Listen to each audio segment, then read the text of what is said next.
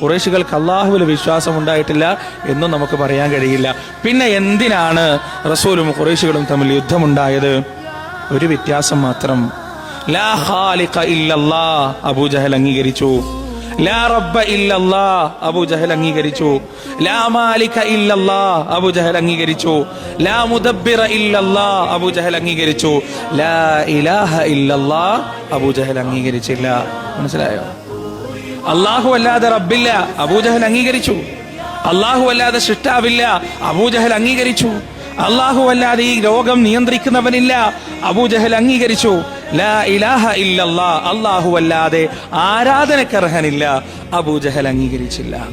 ഉത്ബത്തും ഷൈബത്തും വലീദ് ഇബ്നു മുഗൈറയും അംഗീകരിച്ചില്ല. അബൂലഹബും അബൂജഹലും അംഗീകരിച്ചില്ല. ഇവിടെയാണ് പ്രശ്നം. ഇതിനു വേണ്ടിയാണ് ബദർ യുദ്ധം ഉണ്ടായത്. റസൂലുള്ളാഹി സ്വല്ലല്ലാഹു അലൈഹി വസല്ലമ സ്വഫാ കുന്നിന്റെ മുകളിൽ കയറി നിന്നുകൊണ്ട് ഹാഷിമി കുടുംബത്തോട് വിളംബരം ചെയ്ത സന്ദർഭം, ഈ മലക്കുപ്പുറത്ത് നിന്ന് വലിയൊരു സൈന്യം നിങ്ങൾ ആക്രമിക്കാൻ വരുന്നുണ്ട്, ഞാൻ നിങ്ങളോട് പറഞ്ഞ നിങ്ങൾ എന്നെ വിശ്വസിക്കോ? ഒരാൾ പോലും ഇല്ല എന്ന് പറഞ്ഞിട്ടില്ല. എല്ലാരും പറഞ്ഞ എന്താ? തീർച്ചയായും മുഹമ്മദ്, ഒരു കളവ് പോലും നീ ഞങ്ങളോട് പറഞ്ഞിട്ടില്ല, ഒരു വഞ്ചന പോലും നീ ഞങ്ങളുടെ മുന്നിൽ നടത്തിയിട്ടില്ല.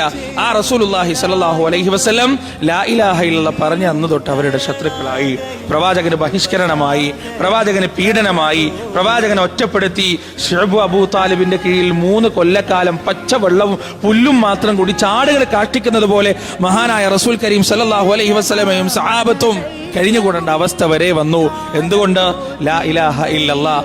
അവസാനം ജനിച്ച നാട്ടിൽ നിന്ന് പുറപ്പെട്ട് പലായനം ചെയ്ത് മക്കയുടെ പ്രാന്തപ്രദേശത്തെത്തിയപ്പോ ഒരു മൊട്ടക്കുന്നിന്റെ മുകളിൽ കയറി നിന്ന് പിറകിലേക്ക് തിരിഞ്ഞു നോക്കിയിട്ട് ആ മക്കയെ, ജനിച്ചു വളർന്ന പരിശുദ്ധമായ മക്കയുടെ താഴ്വരയെ നോക്കിയിട്ട്, ആ കഅബ ശരീഫ് നോക്കിയിട്ട് നിറ കണ്ണുകളോട് റസൂല് പറഞ്ഞു, മക്ക, ഞാൻ നിന്നെ ഉപേക്ഷിക്കുമായിരുന്നില്ല, നിന്നെ ഞാൻ വിട്ടുപോകുമായിരുന്നില്ല. ഇവരെന്നെ ഓടിച്ചതാണ്, ഇവരെന്നെ ഇവിടുന്ന് ബഹിഷ്കരിച്ചതാണ്, എന്നെ നിർബന്ധിച്ച് പറഞ്ഞയച്ചതാണ് എന്ന് റസൂലുള്ളാഹി സ്വല്ലല്ലാഹു അലൈഹി വസല്ലം പറയുകയുണ്ടായി. അതിനുശേഷം മദീനക്കാര് പ്രവാചകനെ 2 കൈയും നീട്ടി സ്വീകരിച്ചു. സഹാബികൾ പറയുന്നത് കേൾക്കാം. സഹാബത്തിന്റെ ജീവിതത്തിൽ 2 ദിവസം ഒരിക്കലും മറക്കാൻ കഴിയാത്ത ദിവസങ്ങളാണ്. ഒന്നാമത്തെ ദിവസം ഏതാണെന്നറിയോ?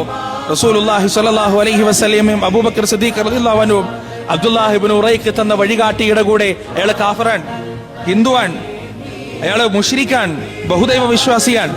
എന്നിട്ട് അയാളുടെ കൂടെ റസൂലുള്ളാഹി സ്വല്ലല്ലാഹു അലൈഹി വസല്ലം അബൂബക്കർ സിദ്ദീഖ് റളിയല്ലാഹു അൻഹു അയാളെ വിശ്വസിച്ച് അയാളുടെ കൂടെ. ഇന്ന് പല ആളുകളും പറയാറുണ്ട് കാഫിര്യങ്ങളെ വിശ്വസിക്കാൻ പാടില്ല, ഹിന്ദുക്കള്. അതൊക്കെ പൊട്ട പോയത്തമാണ് സഹോദരങ്ങളെ. അതിലൊന്നും യാതൊരു അടിസ്ഥാനം എന്ന് നമ്മൾ മനസ്സിലാക്കേണ്ടതുണ്ട്.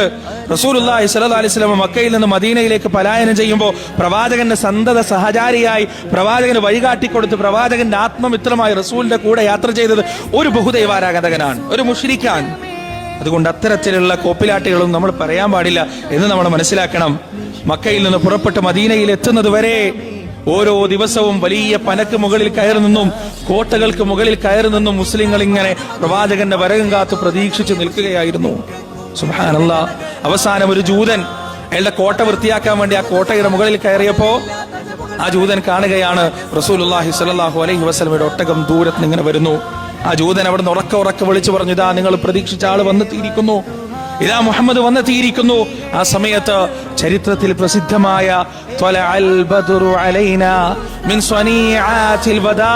എന്ന സുന്ദരമായ കാവ്യശകലങ്ങൾ പലായനം ചെയ്ത് മദീനയിലെ മുസ്ലിങ്ങൾ റസൂലുള്ളാഹി സ്വല്ലല്ലാഹു അലൈഹി വസല്ലമയെ സ്വീകരിക്കുകയുണ്ടായി.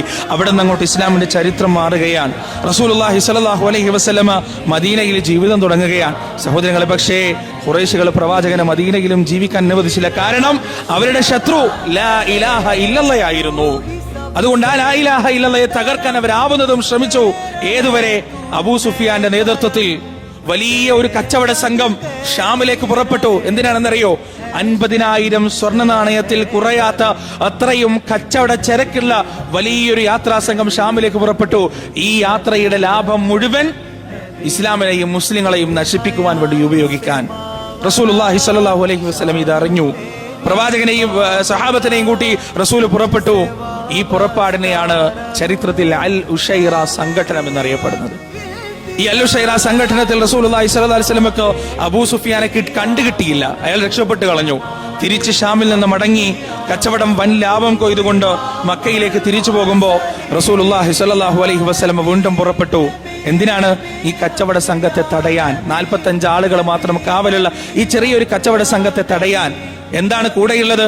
313ന്റെയും 17ന്റെയും ഇടയിലുള്ള സഹാബാക്കൾ മാത്രം, 70 ഒട്ടകങ്ങൾ മാത്രം, 2 കുതിരകൾ മാത്രം, ഒടിഞ്ഞ വാളുകള്, ശക്തിയില്ലാത്ത പരിചകള്, പട്ടിണി പേക്കോലങ്ങളായ സഹാബികൾ.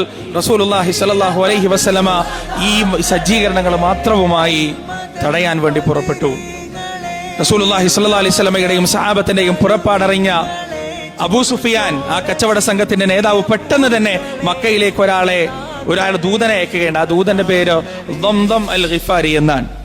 ഇയാൾ തന്റെ കുതിരയിൽ വേഗത്തിൽ മക്കയിലെത്തുകയും തന്റെ ഒട്ടകത്തിൽ വേഗത്തിൽ മക്കയിലെത്തുകയും ആ മക്കയുടെ അങ്ങാടിയുടെ പ്രദേശത്ത് നിൽക്കുകയും ആ ഒട്ടകത്തിന്റെ മുകളിൽ നിന്ന് ചാടി ഇറങ്ങുകയും ആ ഒട്ടകത്തിന്റെ മൂക്ക് വാളുകൊണ്ട് ഛേദിച്ച് കളയുകയും ചെയ്തു. അതെന്തിനാണെന്നറിയോ? മൂക്ക് ഛേദിച്ച വേദനയിൽ ഒട്ടകം ഇങ്ങനെ അലറിക്കരയാൻ വേണ്ടി. ഒട്ടകം ഉറഞ്ഞു തുള്ളി അലറിക്കരയുമ്പോ മക്കക്കാര് മുഴുവനും ആ ഒട്ടകത്തിന്റെ ചുറ്റിലും തടിച്ചുകൂടി. ആ സമയത്ത് ഇയാൾ തന്റെ കുപ്പായം വലിച്ചു കയറി ആളുകളുടെ ശ്രദ്ധ നേടുന്നതിന് വേണ്ടി. എന്നിട്ട് ആ ഒട്ടകത്തിന്റെ ജീനി തിരിച്ചിട്ടു.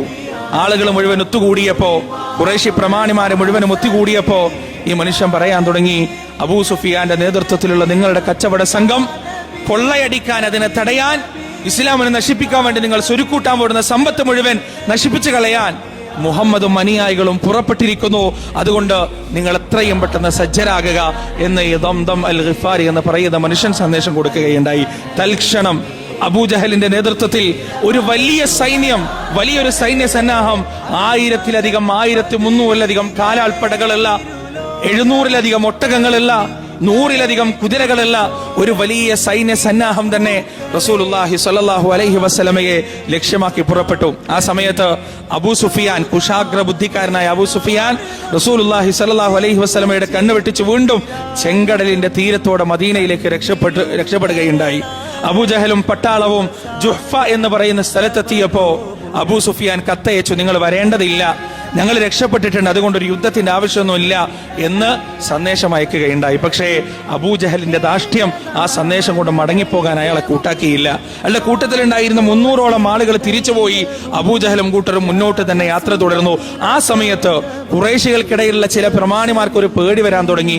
ഖിനാന ഗോത്രത്തിലെ ബക്ർ വിഭാഗക്കാർ ഖുറൈശികളുമായി ശത്രുതയിലാണ്. ഈ പോകുന്ന വഴിക്കെല്ലാം ബക്ർ വിഭാഗക്കാരുണ്ട്.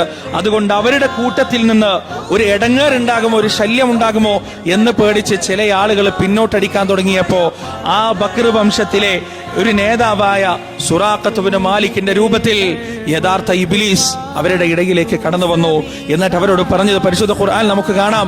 അല്ലാഹു പറയാൻ, വഇസ്സയ്യന ലഹുമുശ് ശൈത്താനു അഅമാലഹും ഫഖാല ലാ ഗാലിബ ലകുമുൽ യൗമ മിനൻ നാസ് വഇന്നീ ജാറുൽ ലകും. അവരുടെ പ്രവർത്തനം ശൈത്താൻ അവർക്ക് വലിയ കാര്യമായി തോന്നിച്ചപ്പോ, അവരുടെ പ്രവർത്തനം ശൈത്താൻ അവർക്ക് അലങ്കാരമായി തോന്നിച്ചപ്പോ ആ പിശാച് അവരോട് വന്ന് പറയുകയാണ്, ഇന്നേ ദിവസം മുസ്ലിങ്ങൾക്കോ ഈ ജനങ്ങളിൽപ്പെട്ട ഏതെങ്കിലും വിഭാഗങ്ങൾക്കോ ഏതെങ്കിലും പട്ടാളക്കാർക്കോ നിങ്ങളെ പരാജയപ്പെടുത്താൻ കഴിയുകയില്ല. വഇന്നീ ജാറുൽ ലകും, ഞാനിതാ നിങ്ങളോടൊപ്പമാണ്. പിശാചിന്റെ ഈ വാക്ക് കേട്ടുകൊണ്ട് അബൂജഹലും പട്ടാളവും വലിയ ആവേശത്തോടെ ബദറിന്റെ രണാങ്കണത്തിലേക്ക് കുതിക്കുകയാണ്. ഈ അബൂജഹലിന്റെയും കൂട്ടരുടെയും വരവ് ആ സമയത്ത് മാത്രമാണ് റസൂലുള്ളാഹി സ്വല്ലല്ലാഹു അലൈഹി വസല്ലം അറിയുന്നത്. അപ്പോഴേക്ക് അവർ ഉദ്വത്തു ദുനിയ എന്ന് പറയുന്ന സ്ഥലത്തെത്തിയിരുന്നു. പരിശുദ്ധ ഖുർആൻ നമുക്ക് കാണാം, ഇദ് അൻതും ബിൽ ഉദ്വത്തി ദുനിയ വഹും ബിൽ ഉദ്വത്തിൽ ഖുസ്വാ വറക്ബു അസ്ഫല മിൻകും വലൗ തവാഅത്തും ലഖ്തലഫ്തും ഫിൽ മീആദ്. റസൂലുള്ളാഹി ഉദ്വത്തു ദുനിയയിലെത്തിയപ്പോ പുറപ്പെട്ടിരിക്കുന്ന അബൂജഹലിന്റെയും വമ്പിച്ച സൈന്യത്തിന്റെയും വരവിനെ കുറിച്ച് അറിയുകയുണ്ടായി. അവിടെ വെച്ച് റസൂലുള്ളാഹി സ്വല്ലല്ലാഹു അലൈഹി വസല്ലം മുഹാജിറുകളോടും അൻസാറുകളോടും സുപ്രസിദ്ധമായ ഒരു കൂടിയാലോചന നടത്തുകയാണ്. പ്രവാചകൻ ചോദിക്കുകയാണ്, നമ്മൾ പുറപ്പെട്ടത് ഒരു യുദ്ധത്തിന് വേണ്ടിയല്ല, ഒരു സംഘടനത്തിന് തയ്യാറായിട്ടല്ല നമ്മൾ പുറപ്പെട്ടത്. പക്ഷേ നമ്മളിതാ ഒരു യുദ്ധത്തിലേക്ക് വലിച്ചയക്കപ്പെടുകയാണ്. നമ്മൾ പോലും അറിയാതെ ഒരു യുദ്ധം അല്ലാഹു തീരുമാനിച്ചിരിക്കുകയാണ്. എന്താണ് നിങ്ങളുടെ അഭിപ്രായം? ആ സമയത്ത് മുഹാജിറുകളിൽ നിന്ന് ഓരോ ആളുകളും എഴുന്നേറ്റുകൊണ്ട് പ്രവാചകനോട് പറയുകയാണ്, അല്ലാഹുവിന്റെ റസൂലേ, താങ്കൾ എന്ത് തീരുമാനിക്കുന്നുവോ അത് തന്നെയാണ് ഞങ്ങളുടെ തീരുമാനം. താങ്കൾ എവിടേക്ക് നയിച്ചാലും ഞങ്ങൾ താങ്കളുടെ കൂടെ അങ്ങോട്ട് വരും റസൂലേ. എന്നാൽ അൻസാറുകളാണ് പട്ടാളത്തിൽ ഏറ്റവും ഭൂരിപക്ഷമുള്ളത്. അവരിൽ നിന്ന് പ്രതികരണമൊന്നും ഉണ്ടായില്ല. റസൂലുള്ളാഹി സ്വല്ലല്ലാഹു അലൈഹി വസല്ലം അൻസാറുകളെ ഉദ്ദേശിച്ച് ചോദിക്കുകയാണ്, ജനങ്ങളെ, എന്താണ് നിങ്ങളുടെ അഭിപ്രായം? നമ്മളിതായ ഒരു യുദ്ധത്തിലേക്ക് വലിച്ചയക്കപ്പെടുകയാണ്, എന്താണ് നിങ്ങളുടെ അഭിപ്രായം എന്ന് ചോദിച്ചപ്പോ അൻസാറുകളുടെ കൂട്ടത്തിൽ നിന്ന് സഅദ് ഇബ്നു മുആദ് റളിയല്ലാഹു അൻഹു എഴുന്നേറ്റ് നിന്നുകൊണ്ട് റസൂലിനോട് പറയുകയാണ്, യാ റസൂലല്ലാഹ്, ആർത്തലക്കുന്ന ചെങ്കടലിന്റെ തിരമാലകളിലേക്കാണ്, സാഗരത്തിന്റെ തിരമാലകളിലേക്കാണ് താങ്കൾ ഞങ്ങളെ ക്ഷണിക്കുന്നതെങ്കിലും ചുട്ടുപൊള്ളുന്ന മരുഭൂമിയുടെ മണൽത്തരികൾ താണ്ടിക്കടന്ന് ബർക്കുൽ ഗിമാദിലേക്ക് യാത്ര ചെയ്യാനാണ് താങ്കൾ ഞങ്ങളെ ക്ഷണിക്കുന്നതെങ്കിലും അനുസരണയോടുകൂടി ത്വാഅത്തോടുകൂടി അങ്ങയുടെ കൂടെ സഞ്ചരിക്കാൻ ഞങ്ങൾ തയ്യാറാണ്. അങ്ങ് വിളിക്കുന്നിടത്ത് വരാൻ ഞങ്ങൾ തയ്യാറാണ്. മഹാനായ മൂസാ നബി അലൈഹിസ്സലാത്തു വസ്സലാമിനോട് അദ്ദേഹത്തിന്റെ സമുദായം പറഞ്ഞതുപോലെ താങ്കളും താങ്കളുടെ റബ്ബും പോയി യുദ്ധം ചെയ്തു കൊള്ളുകയെന്ന് ഒരിക്കലും ഞങ്ങൾ പറയുകയില്ല. അതുകൊണ്ട് എന്റെ റസൂലെ, താങ്കൾ ക്ഷണിച്ചുകൊള്ളുക, താങ്കൾ നയിച്ചുകൊള്ളുക. എവിടേക്കാണെന്ന് വെച്ചാൽ താങ്കൾ ഞങ്ങളെയും കൊണ്ട് പോയിക്കൊള്ളുക. അൻസാറുകളുടെയും ശക്തമായ പിൻബലം റസൂലുള്ളാഹി സ്വല്ലല്ലാഹു